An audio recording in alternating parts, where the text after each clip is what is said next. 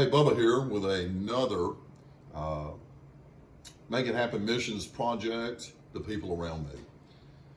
We've been very fortunate to have some great people on with some stories that I feel impact people in so many different ways. I'm here with a good friend of mine. This is Summer.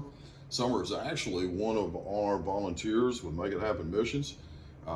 She is a roofer. Let me tell you, the lady can do anything. Worked on a house in Willis for 3 days, and she was up on that house, red face, but kind of sunburned, just like it. But she wasn't coming down, man. What a great job, Summer. Thank you so much for being here and preparing to share with us what you have to share. And Summer and I, we've been talking, and a lot of the time when we think God has something for us to do in life, it makes sense with the obvious gifts, talents, and abilities that we have, and we begin to say, well, I need to do this, or I should do that. And I don't know about you, but in my situation, the door has been slammed shut and nailed and barred. And is that something that maybe you've experienced as well in some of... Many times.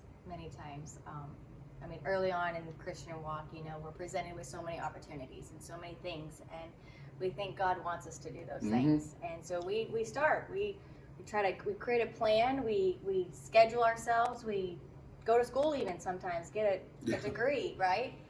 All of that was just, none of that was open for me. All of those paths I tried to walk down just didn't work out. I know, and I'll tell you what, the level of frustration that you feel. You want to give up. You think, I'm just going to be, a housemaid. I'm just going to be a stay-at-home mom. That's my ministry, right? I'm done. Yeah. I'm done, Lord. Just thanks for nothing, And then it's in that unexpected time. Yes. And I know for me, I got to the point in my personal life where I finally just said, Lord, what do you want me to do? And he said, just whatever I ask you. And that kind of, in a sense, yours just literally just showed up on your doorstep, correct? Literally, yes. Now, before we get into that, I think people need to know that Summer uses her home in a very unique way. Very unique way. Well, the home was never mine in the first place. The day I walked into that home with a realtor, God said that I'm giving you this. But in those words, it was, I'm here with you. This is ours. Now, what was cool, because of the size of the home, you actually were doing like an Airbnb business for doctors and nurses and things of that nature. I had to supplement my finances. Yeah. I found myself in a position of one income, and the bills that I was looking at, 80 hours a week was draining me. And so my kids were not having parental supervision, and I needed to find a way to supplement my income. So I prayed about it, and I said, I'm going to try Airbnb. God, close this door if this is not safe, if this is not right, if this is not a path you want me to walk down. And the doors opened. And between doctors and nurses, I live right across the street from the hospital. Majority of those bookings were nurses and doctors.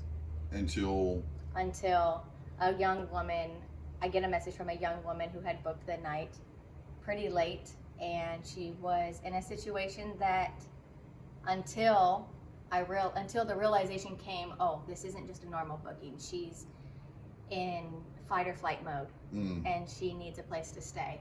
I walked her through, realizing, hey, it's okay, I'm safe, you're not in danger. And through that, her story of abuse, of abandonment from her family, because she was walking away from an abusive husband that her parents wanted her to stay with. Oh, wow. She was driving cross country, coming from 2 states away. Wow. Just driving, completely lost. And ended up in Lufkin. In Lufkin, Texas. Oh, wow. At my doorstep. Well, let me ask you this. When somebody calls like that, hey, I'm sorry about your situation, but not only did the Lord drive her over 2 states into a specific town, could call a specific number, but you shared with me in the past that, I guess the word would be unfortunately, you grew up, you kind of lived some of this stuff. It wasn't unfamiliar territory for me. There you go. I had myself come out of a situation where I felt like I know exactly where she's been. Sometimes we can fathom what it's like to be in somebody else's shoes. Yes. But at the end of the day, if you've never walked in somebody else's shoes, you can't connect with them or No. really see the need until you have. And I had. And see, that's what the beautiful thing about it is. God puts us in positions to use our experiences. You know, the thing, and I remember you making mention, that the enemy years ago tried to destroy you with, and that's what he does. Yeah. He tries to kill, steal, destroy, Yeah. break us. But what the Lord, if we give the situation to the Lord, he takes that same thing and breaks us open to new opportunities, to new directions, to new horizons that we're not even aware of. And that's definitely, you opened an Airbnb, and now you're quite far from an Airbnb. Yes, 100%. So, That's... now, in the course of the time that you've been doing this, how many young ladies have passed through your doorway? Young and old. I mean, I've had Oh, a really? 60-year-old woman in need. For the same reason? It's not all been the same reason. Okay. It's been addiction. It's been homelessness. It's been physical or mental abuse. It's been just finding themselves in an unfortunate situation. Just beyond their control. Yeah. Your fault, my fault, nobody's fault.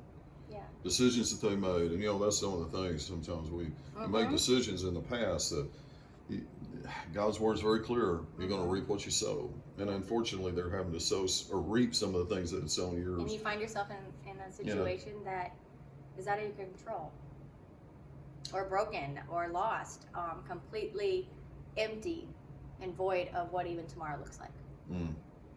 When now, and you said how many have passed through? A total of 12 women and 2 youth. Oh wow! Now let me ask you this: what is the duration of time that they stay?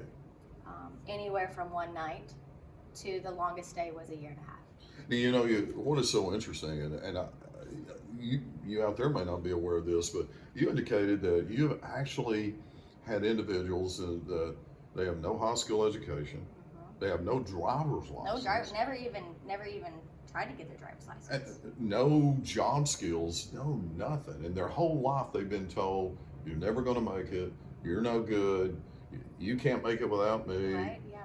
And here is Summer that they don't even know, and saying, okay, hey, here's what we're going to do, and you help them form a game plan. Well, not initially. So many times when organizations are created to help, to fill needs in the community, right? Well, I'm not an organization, I'm just me. And there had come times when my mind or the influence of other people around me are like, well, how are you going to do this? What's the plan? What's the protocol? How do you implement this? Or how do you, what resources do you offer them? And there was a time when I asked myself multiple times, how do I do this? Even asking God, how do I do this? And I got silence. That was not what God was asking me to do. He was not asking me to do Bible study with this person every single morning, or to get them into learning a new schedule or new habits in their life or anything. He just asked me to open my door and to offer a bed and to live my life the way I had already been living my life for God.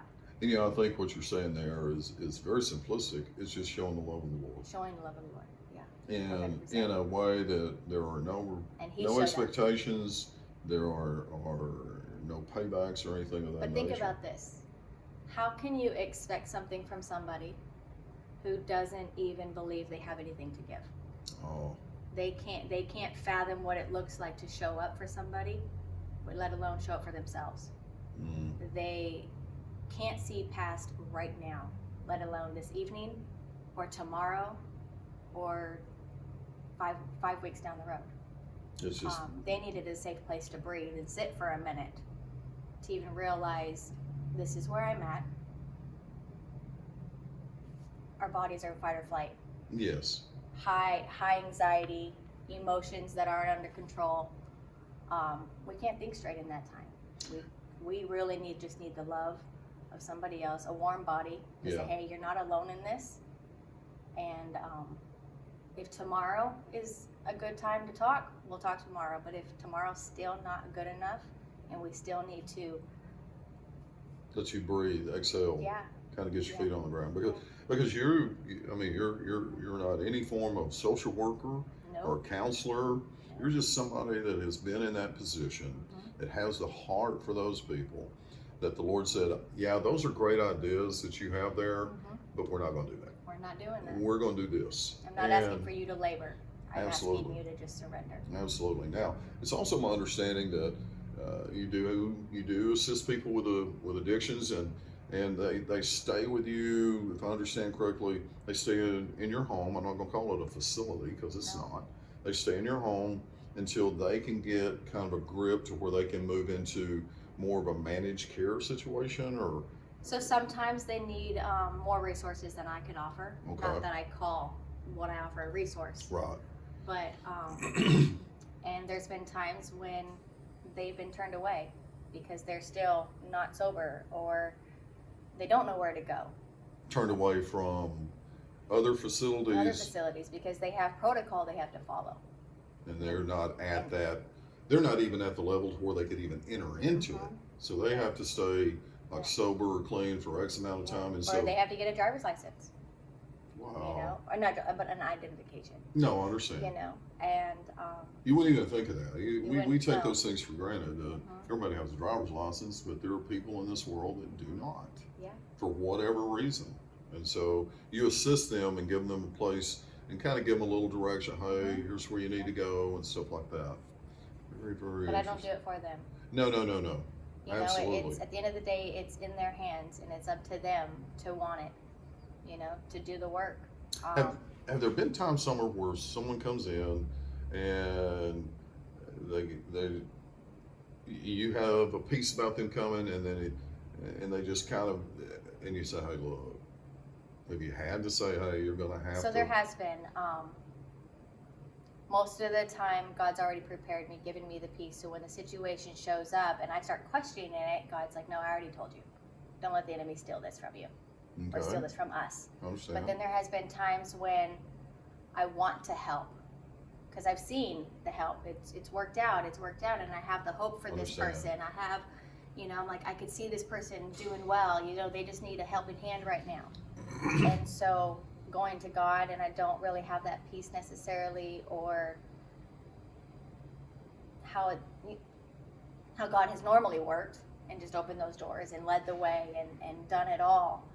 There's been situations where I've tried to step in my own ability and said, I want to help. And it makes it difficult kind of for everyone because it doesn't work out. It's usually there's a little bit of tension there, or there's just something that just doesn't feel right. And I've had to, so there was a time when I had somebody actually come, and 2 days later I had to ask them to leave because there was things out of my ability to handle. Yeah, I see. And then there's been situations that before I even said yes, I had to realize I had to say no. So They're not easy situations. They're not easy answers. no, I understand. So, but most of the time you work with churches are aware of the ministry you do. There's a couple different organizations. Other Yes. organizations say, hey, could you help this young lady or this youth for a couple days? We just let me get a little. Okay. Now let me ask you this. In situations where ladies and the children that may come, you actually have had children that come with the mothers, correct? I'd say about half of the women that have come in have had young children, yes. Oh wow! So that adds even another Whole nother degree, spectrum to it. Another facet of the operation there. And I was wondering about this. I was wondering, what would be your advice? Let's say, for instance, I have a friend of mine, and he perpetrates this kind of action from time to time on his wife or his children. Obviously, I see it. He's comfortable enough that, hey, he's just going to do his thing. You know, and there's something in me that says, hey, this isn't right.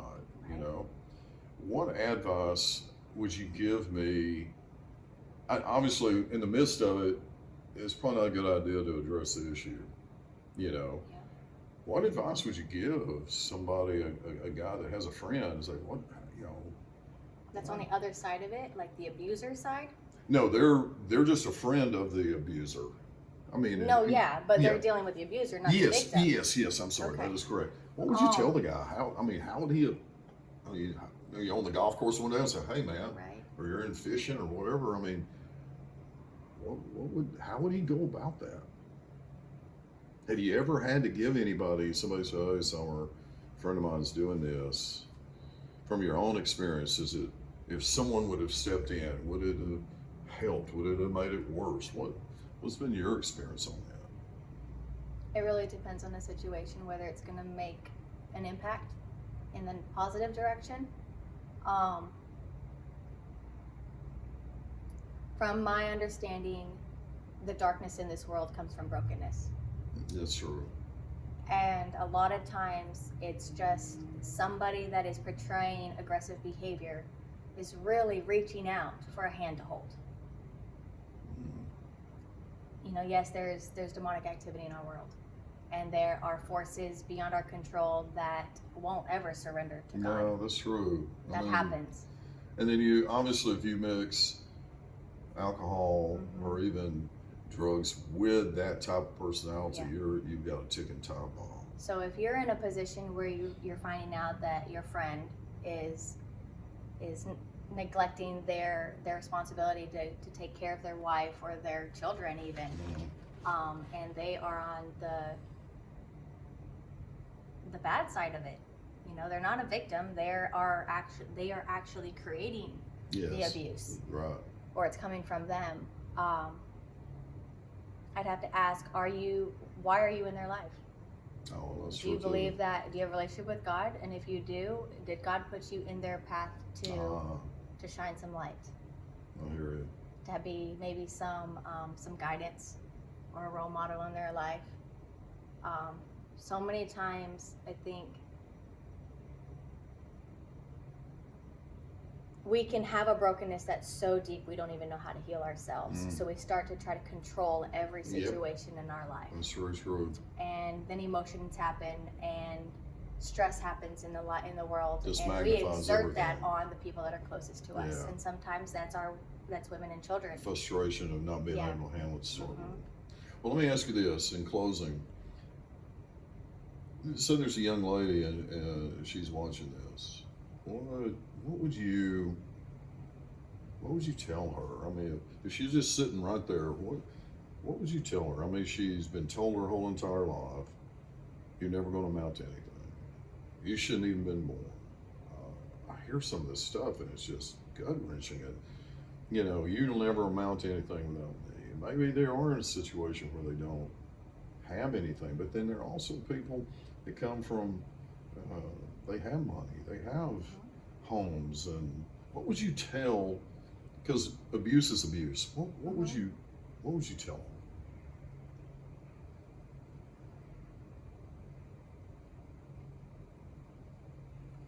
That every situation you go through is not going to be the same, and everybody in the world is not the same. If you're a woman who's had abusive partners in the past, not every man is that way. Oh, wow. And God is not in any part trying to punish you or make you go through something because of something you didn't do right. He already covered all of that when he sent his son to die for us, you know.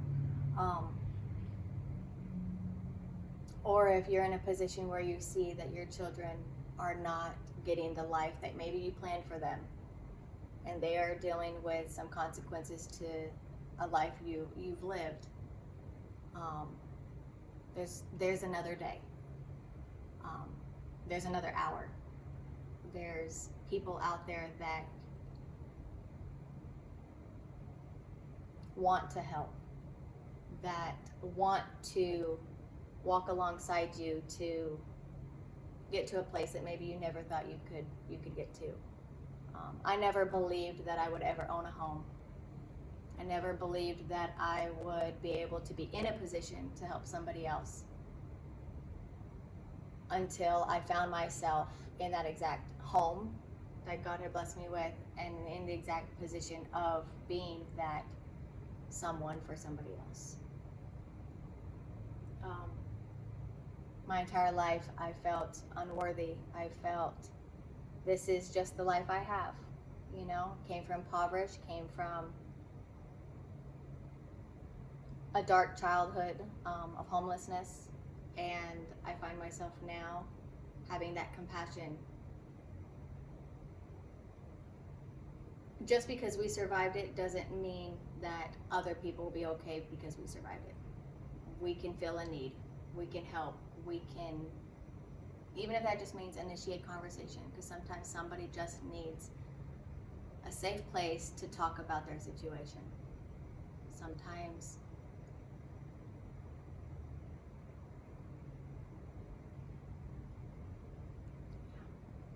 Summer, I think there's no words that can say what you're trying to say.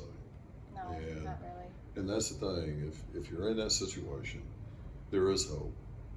You are created by the most loving God. And sometimes decisions that we make put us in compromising positions. And God's word says sometimes we have to reap what we sow. But I guarantee you, you can plant new crops. And you are valuable. And God loves you. And He has a plan for you. And you're not a mistake. You're not an accident. You're not a loser. Seek God's face, and He will put people like Summer, like that lady that drove across 2 states into a particular town and called a particular number. God has the same thing for you. Summer, thank you so much. I appreciate you opening up your home, but mostly your heart. And always remember, God is more interested in doing something in us than through us. Yeah. Have a good day.